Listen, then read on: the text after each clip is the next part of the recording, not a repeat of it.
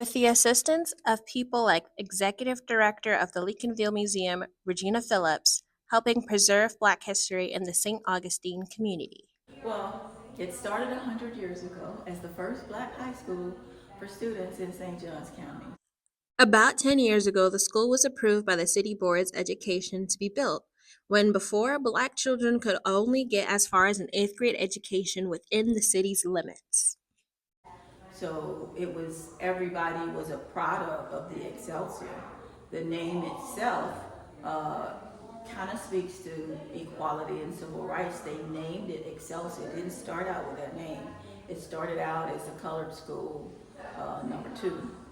The school cultivated future activists like Ray Charles and Dr. Robert B. Hailing, alongside with attracting activists like Reverend Andrew Young and Martin Luther King Jr. to march from the Excelsior School to the public slave market and part of what is today known as MLK Street, creating what is known today as the Freedom Trail. I know of at least one personal case, and that was a young man who was our acting director for a while, and his name was Eugene Francis, and his grandparents, he shared that story that they actually met while they were being sold at that market in St. Augustine. In the center of the historic square in St. Augustine stands the public slave market, where people would exchange food, other goods, and slaves.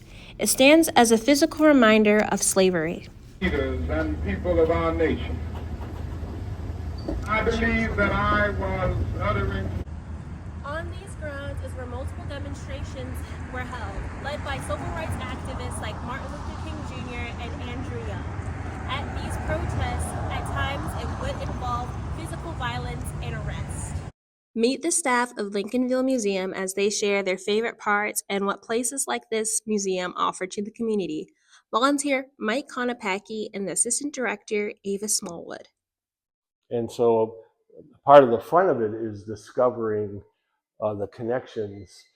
Well, it's amazing that when you have group tours, let's say we have kids that come in and they have not been taught about civil rights in their class, they find it amazing that all of this happened if they are local here in St. Augustine, and if not, just in the state of Florida. I think it's the preservation of our heritage is the most important thing. You know, telling our stories in our own words through pictures and documents and you know, oral histories when possible, you know, so that we're not just relying on somebody else to tell the stories about what happened in communities like this. Reporting for JU Dolphin Media on location, St. Augustine, Florida, I'm Sanaya Nelson.